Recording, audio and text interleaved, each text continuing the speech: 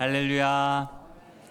예, 마무리를 잘 지어줘서 감사합니다. 네, 우리 이한나 집사님 남편 되시는 분이 이제 좀 내일 또 수술을 앞두고 있는데 뇌종양 이제 제거 수술을 받습니다. 그래서 오늘은 나오지 못하셨는데 생각나실 때마다 또 기도해 주셨으면 좋겠습니다.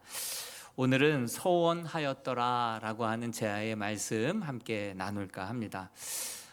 요나 이야기 많이 들어보셨죠? 부흥회 할 때도 부흥 강사님이 자주 이야기해 주셨던 그 인물이기도 하죠. 뭐라고 이야기하셨던가요? 요놈의 나. 요나는 요놈의 나를 줄여서 한 말이다. 요놈의 나. 요나에 대한 이야기는 우리가 익히 들어서 잘 알고 있습니다. 너무 잘 알고 있다 생각하다 보니까 또 이야기하다 보면 다 제각각 다르게 이해하고 있는 경우가 많습니다. 그래서 이 요나서를 어떻게 읽을까, 그리고 또 어떻게 이해하는 것이 가장 바람직한 이해일까? 성경은요, 성경을 통해서 풀어 나아가는 것이 가장 실수가 적습니다. 가장 중요하죠. 예수님께서 이 요나에 대한 이야기를 먼저 말씀하셨어요. 우리 마태복음 12장 39절에서 41절에 보면 39절에 악하고 이 음란한 세대에 너희가 표적을 구하지만 이 요나의 표적밖에는 너희에게 보일 표적이 없다. 이렇게 이제 말씀하시면서 40절에 그 요나의 표적을 뭐라고 이야기하고 있습니까? 요나가 밤낮 사흘 동안 물고기 뱃속에 들어갔다가 나왔지 않습니까?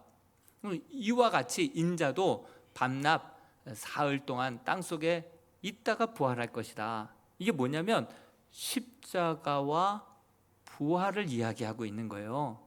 그러므로 이 요나서를 읽을 때 예수님의 관점으로 읽어야 되는 거예요.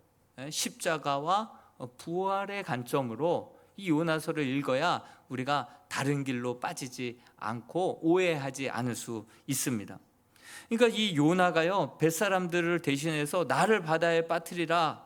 죽어야 사람들이 변화되죠. 죽어야 사람들이 살아나죠.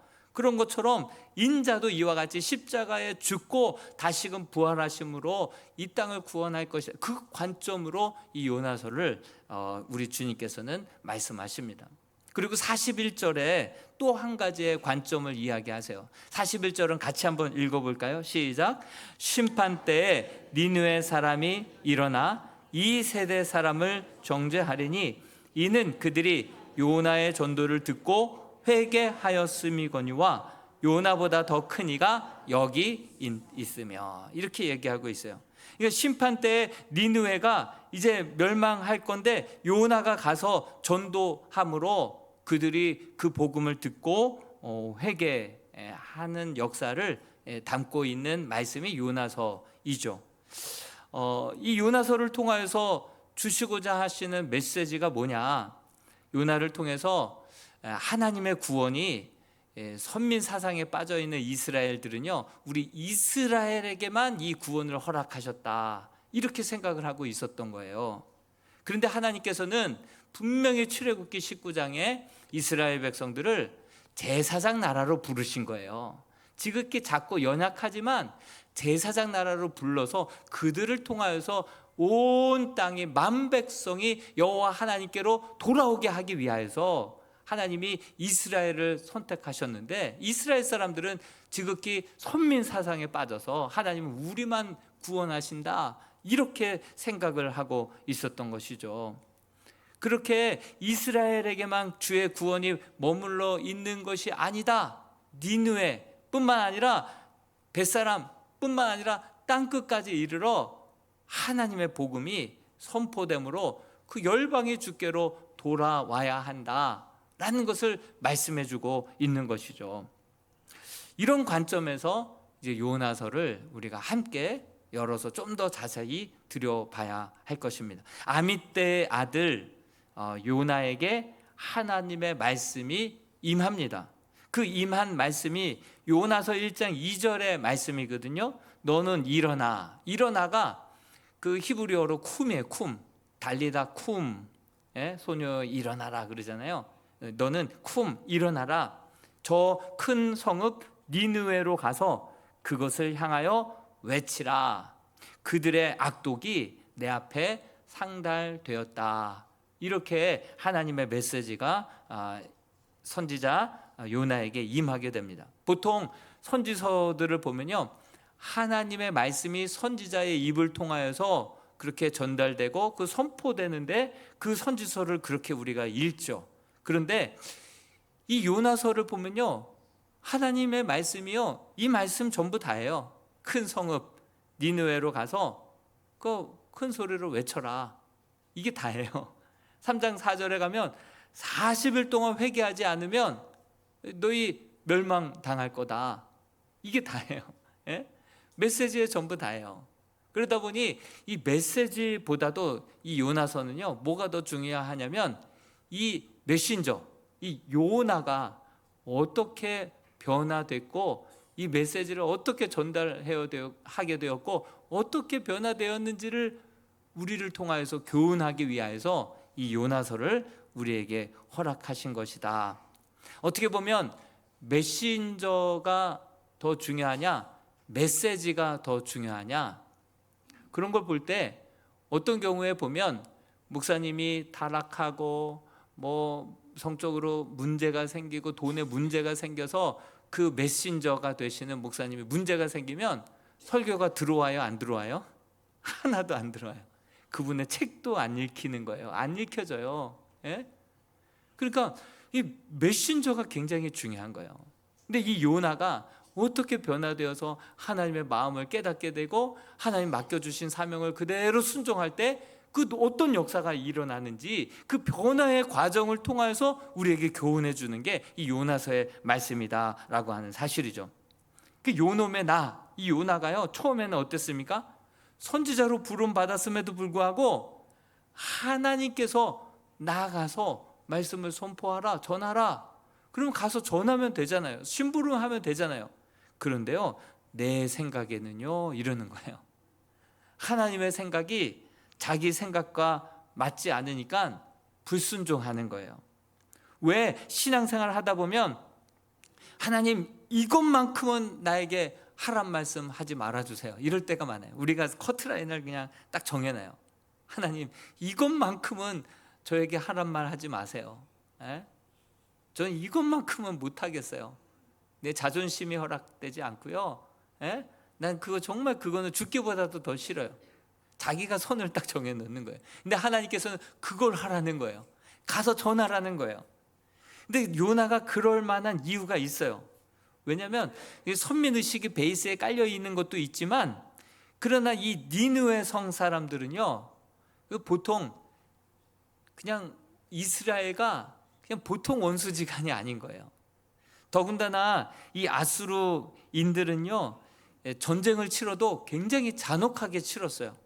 이 공포 심리를 불러일으키기 위하여서 전쟁을 치러도요, 사람의 가죽을 벗겨서 위에다가 걸어놓고 아주 끔찍하게, 아주 공포심을 유발해서 이들이 떴다 하면 일단 사람들이 두려워 떨게끔 그 공포심을 유발하는 그런 전쟁을 일으켰던 아주 잔혹했던 그러한 민족입니다. 그래서 요나 선지자에게 한번 상상해 보십시오. 우크라이나 선교사에게 그 우크라이나를 친 그 러시아에 가서 주의 복음을 전하라. 그러면 여러분 어떻겠어요?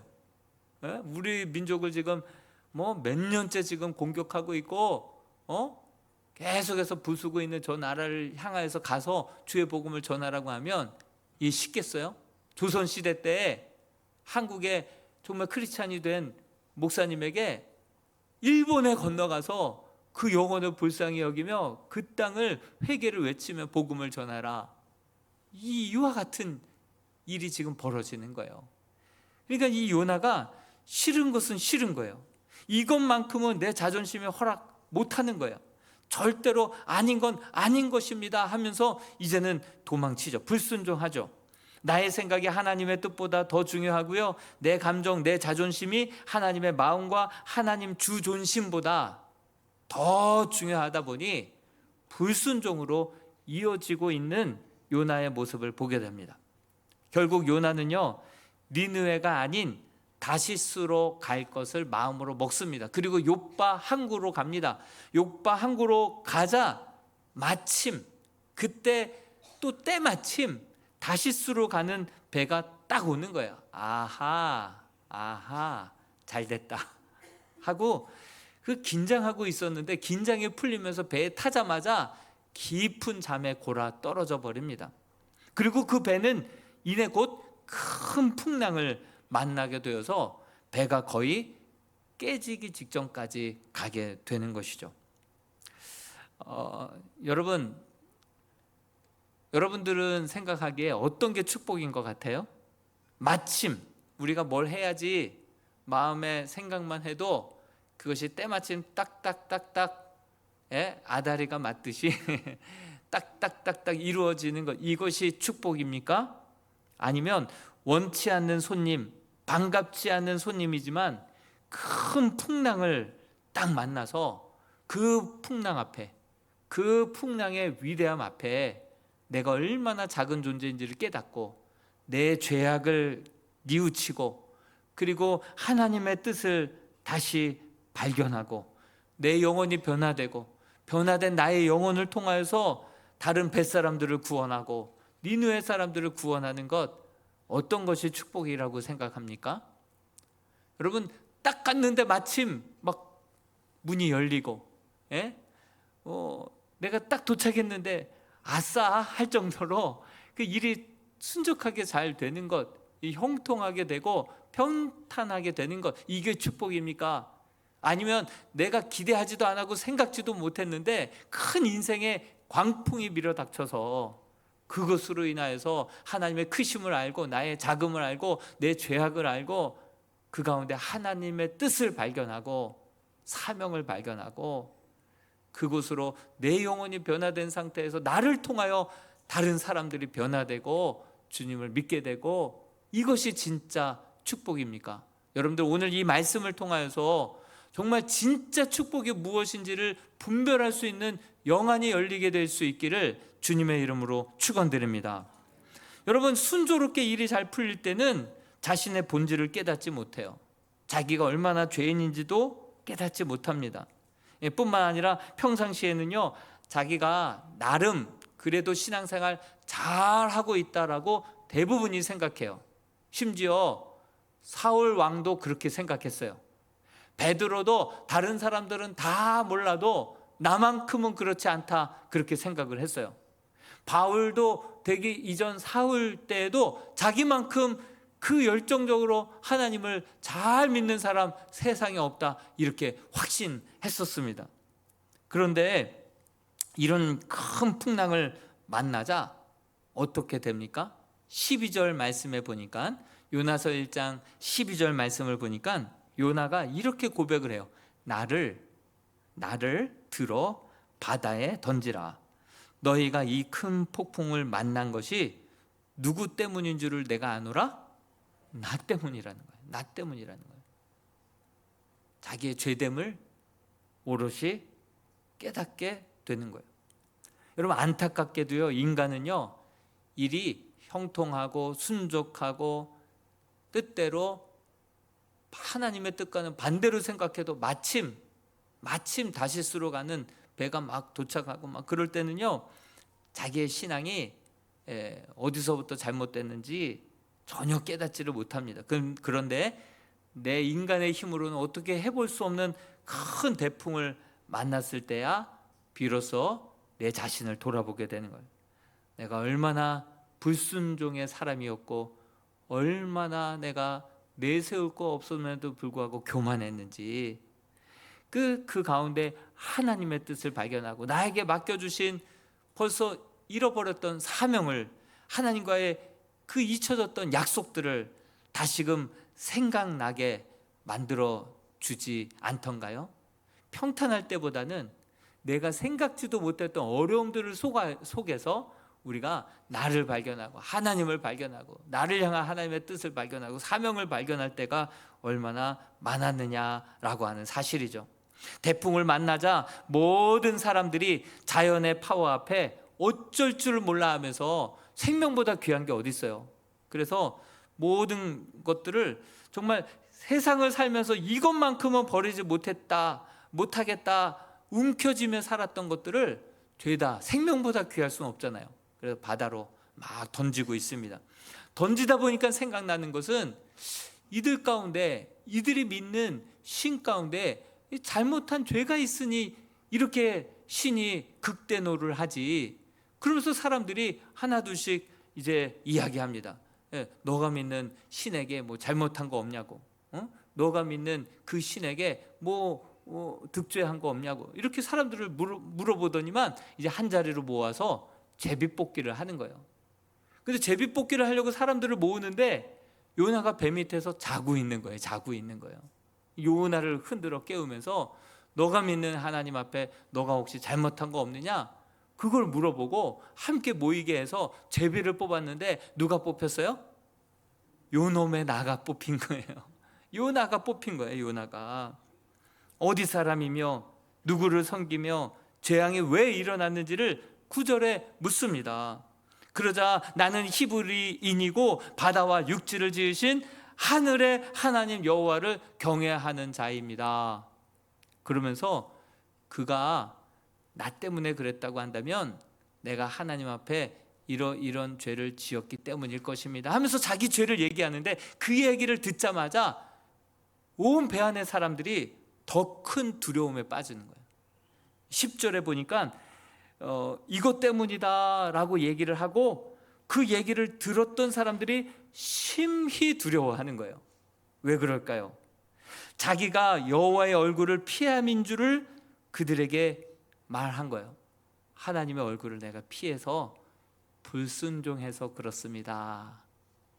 그 죄 때문에 하나님이 이렇게 대노하신 것 같습니다. 그 얘기를 듣자 사람들이 더 두려움에 빠지는 거예요. 왜 그럴까요? 들어보니까 싱거운 죄예요. 불순종의 죄. 우리가 주일마다 기도할 때 하나님의 말씀을 알면서도 순종하지 못하고 몰라서 못 지고 늘상 짓는 죄잖아요. 평범하게 짓는 죄잖아요. 근데 뱃사람들은 어때요? 뱃사람들은요 훨씬 더 거칠거든요. 예? 그러다 보니 되게 얼마나 더 음란하겠어요. 그리고 뱃사람들은 배를 타야 되기 때문에 항상 신을, 우상을 섬겼죠. 그들 중 가운데서는 사람도 몇 죽인 사람 있었을 거예요. 사기치고 배 탄 사람도 있을 거예요. 그러니까 그들이 보기에는 별 죄 같지 않은 죄 가지고 하나님이 이렇게 자기 민족에 대해서 극대노를 하셨다라고 하는 얘기를 듣고 보니 자기 죄는 그거보다 더 심각하거든요. 그러니까 더 두려운 거예요. 저 사람 죽을 때 나도 죽을 수밖에 없는 죄인이라는 거. 죄에 대해서 그게 죄가 죄인 줄 모르고 지었던 사람들이 이제 자기 죄에 대한 인식, 내가 생각보다 죄인이구나, 내가 생각보다 죄인이구나 라는 것을 비로소 깨닫게 되는 것이죠. 죄의식을 갖게 되는 거예요. 그리고 요나의 회개를 통하여서 이 죄가 점점 번지는 거예요. 점점 더 번지는 거예요. 그런데 만약에 요나가 말한 죄가 진짜 그 하나님이 극대노하신 죄라고 본다면 사실 그 배에서 제일 늦게 죽어야 될 사람이 요나인 거예요. 죄의 경중을 따지면 제일 나중에 죽었어야 될 사람이 요나인데 요나가 나를 던지라고 하는 거예요. 그 얘기를 듣다 보니까 요나의 말을 듣기 전에는 이 거친 풍랑이 단지 우리에게 갑자기 찾아온 운명 정도로 생각을 했었는데, 그의 얘기를 듣다 보니까 이 배에서 가장 의로운 이 요나, 하나님에게 죽을 죄를 지었다라고 얘기를 들어보니 별로 큰 죄 같지도 않고 그 죄에 비하면 내가 더 큰 붉은 죄를 지었는데 그런 거를 얘기를 듣다 보니 이제 나를 던지라 하고 하는 그 요나의 말에 오히려 그를 빠뜨리기보다는 어떻게 해서든지 그를 한번 살려보려고 그들의 태도가 달라지는 거예요. 그의 얘기를 듣고선 심히 두려워하고선 그 다음에 그들의 행동이 달라지는데 13절 말씀입니다. 13절 말씀을 같이 한번 읽어보겠습니다. 시작. 그러나 그 사람들이 힘써 노를 저어 배를 육지에 돌리고자 하다. 왜 육지로 돌리려고 하겠어요? 예? 요나를 어떻게든 한번 살려보겠다고 육지로 돌려서 살리기 위하여서 열심히 노를 젓는 거예요. 근데 노를 저으면 저을수록 점점 더 흉흉하여 졌더라. 이러다가 다 죽게 생긴 거예요. 이러다가 다 죽게 생길 판국인 거예요.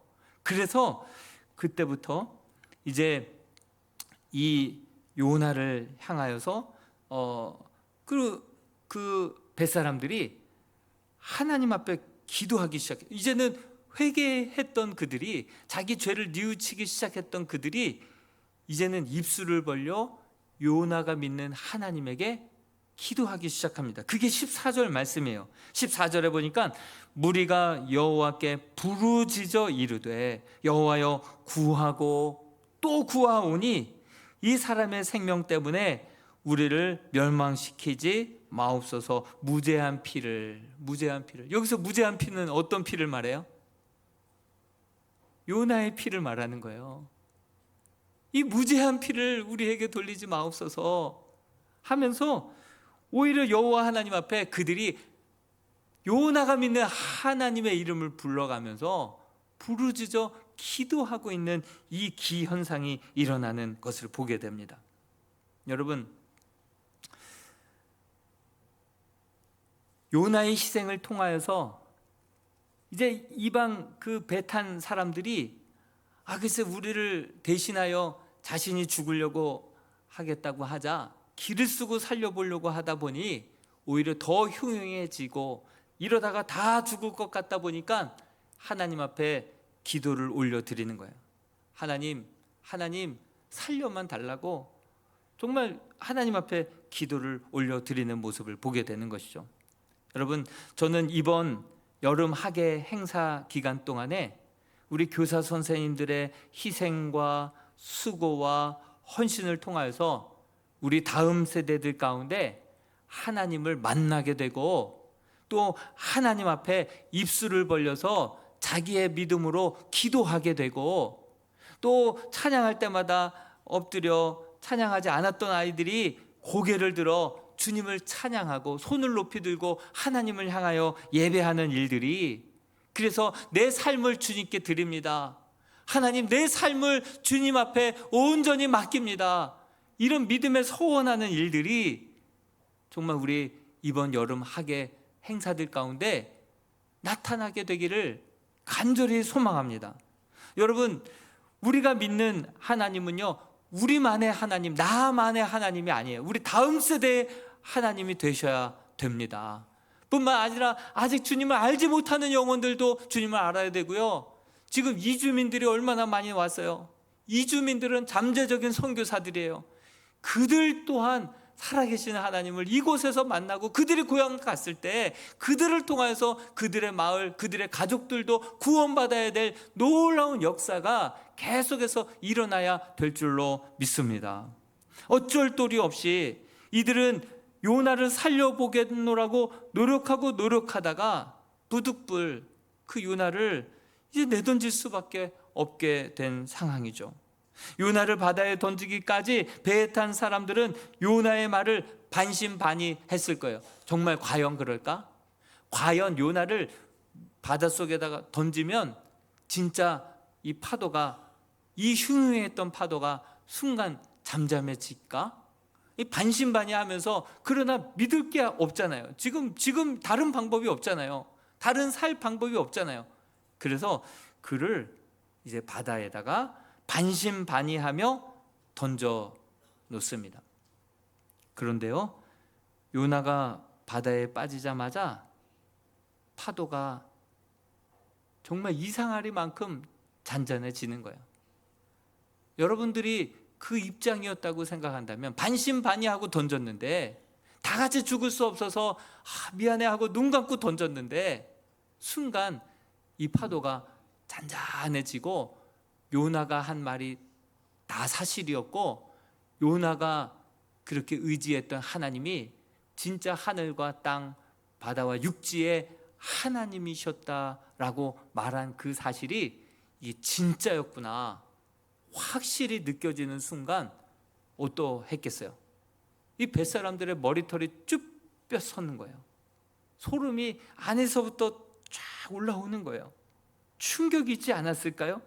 요나의 말이 다 사실이었구나. 요나가 믿었던 하나님이 진짜 상천하지의 하나님이셨구나. 바다와 파도까지도 다스리시는 분이 하나님이시구나 라는 것을 온몸으로 충격으로 받아들이게 된 것이죠. 그들은 숨이 멎는 듯 했을 것입니다. 우리가 죽었어야 할 그 모든 죄를 대신 이 요나가 짊어지고 바다에 빠져 죽다니, 그들은 요나를 평생 잊을 수 없었을 것입니다. 그리고 요나가 한 그 말, 항상 자나깨나 자다가도 벌떡 일어나서 그 말씀들이 생각이 날 수밖에 없었을 것입니다. 한 알의 밀알이 땅에 떨어져 죽지 아니하며 한 알 그대로 있고, 그의 희생과 그의 죽음으로 말미암아 그들이 하나님에 대해서 눈을 뜨게 되었고요, 하나님을 믿게 되었고요. 정말 처음에 요나가 나를 바다에 던지라 12절에 말씀하셨을 때는요, 본인이 하나님의 말씀을 이리저리 자로재고 줄로재면서 뺀질거리면서 듣지 않고 불순종하다가 이런 일을 당했으니 내가 죽어 싸지, 난 죽어도 마땅하지, 그런 마음으로, 회개하는 마음으로 나를 바다에 던지라 이렇게 얘기했을 거예요. 그런데 그의 얘기를 듣고선 그를 어떻게 해서든지 살려보려고 뱃사람들이 서로 힘쓰고 애쓰고 그러는 와중에 그들의 마음을 알고 그들의 사랑을 알고 그들도 구원받아야 될 하나님의 백성임을 깨닫고 나중에 나를 두 번째 던지라고 할 때에는 정말 저들을 위해서 순교자의 마음으로, 대속의 마음으로 그렇게 나를 바다에 던지라 이렇게 얘기해서 바다에 빠뜨리게 된 것이죠. 그들은 배에서 내리자마자 어떻게 하게 됩니까? 전율을 느낄 정도로 하나님을 경험했던 그들이 배에서 내리자마자 16절 말씀 이렇게 하나님을 예배합니다. 같이 한번 읽어볼까요? 16절입니다. 시작. 그 사람들이 여호와를 크게 두려워하여 여호와께 제물을 드리고 소원을 하였더라. 그들이 드린 제물은요, 어떤 제물이에요? 우리가 살기 위해서 그동안 이것만큼은 놓지 못하고 버리지 못했던 것들이라도 생명보다 귀할 수 없으니 다 바다에 빠뜨리라, 그렇게 명령을 해서 다 빠뜨렸는데도 불구하고 안 빠뜨린 게 있어요. 자기 생명보다도 귀한 것들이에요. 그것으로 하나님께 제물을 드렸다. 이것은 자기의 생명을 하나님께 드린 거 아니겠어요? 뿐만 아니라 하나님 앞에 두려워하며 소원을 드렸다 이렇게 말씀하고 있습니다. 무엇을 서약하고 무엇을 다짐했겠습니까? 하나님, 내가 이제 남은 생에는 하나님 경외하며 살겠습니다. 더 이상 하나님 없다 하는 사람처럼 살지 않겠습니다.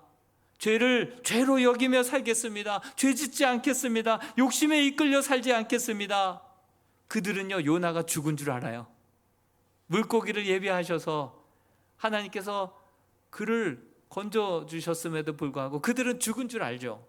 그래서 하나님, 저 요나의 죽음이 헛된 죽음이 되지 않도록 내가 그의 삶을, 그의 못다한 사명을 살아내겠습니다. 이런 소약을, 이런 소원을 하지 않았겠어요?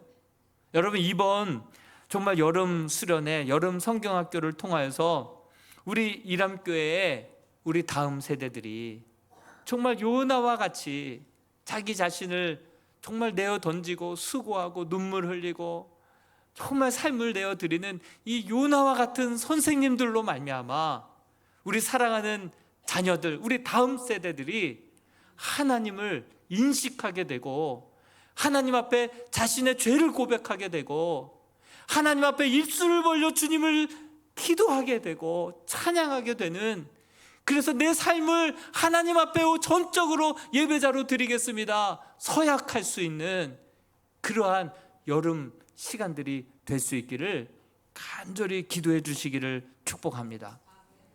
여러분, 비전 봉투를 여러분들에게 나눠드렸습니다. 지금까지는요, 찬조한 내역들을 나중에 다 보면요, 늘상 찬조하시는 분들만 찬조하고요, 자기 자녀가 어린 그 가족들만 주로 찬조들을 많이 하시더라고요. 그렇지만 여러분, 우리의 다음 세대들은요, 정말 우리 이람교회의 미래에 현존하는 우리의 미래인 줄로 믿습니다. 여러분, 우리 모두가, 그래서 작년 정책당일 때 바뀐 거예요. 찬조하는 사람만 찬조하지 말고 또 몰리는 데만 몰려요. 예? 그러지 말고 우리 모든 다음 세대들을 위하여서 우리 모든 성도들이 함께 기도하고 이 비전 헌금을 준비해서 함께 1,000원이라도 동참을 해서 우리 다음 세대들을 정말 다시 한번 정말 돈 걱정하지 않고 은혜에만 집중하여서 살아계신 하나님을 만나고 인생을 온전히 주님 앞에 내어드릴 수 있는 그런 소원을 드리는 예배자들로 그들이 거듭날 수 있도록 전적으로 7월부터 3대가 함께 모여서 다음 세대들을 위해서 기도하고, 영혼 맡고 말씀 맡은 교사들을 위해서 기도하고, 우리가 함께 마음을 모아서 우리 다음 세대들을 살리는 이람교회가 될 수 있기를 주님의 이름으로 축복합니다. 그래서 요나와 같은 심정으로 한 알의 밀알로 우리가 썩어지고 작은 등불을 켜서 그 어두운 가운데 헤매이고 있고 그 물에 빠져 죽어가고 있는 다음 세대들, 인공호흡이라도 해야 살아날 수 있는 우리 다음 세대들을 어떤 수단 방법 가리지 않고서라도 함께 기도하고 함께 마음을 모으고 물질을 모아서 살려내고 세워갈 수 있는 우리 이람교회가 될 수 있기를 주님의 이름으로 축원드립니다. 우리 같이 한번 이 찬양 불러봤으면 좋겠습니다. 하나님 아버지의 마음을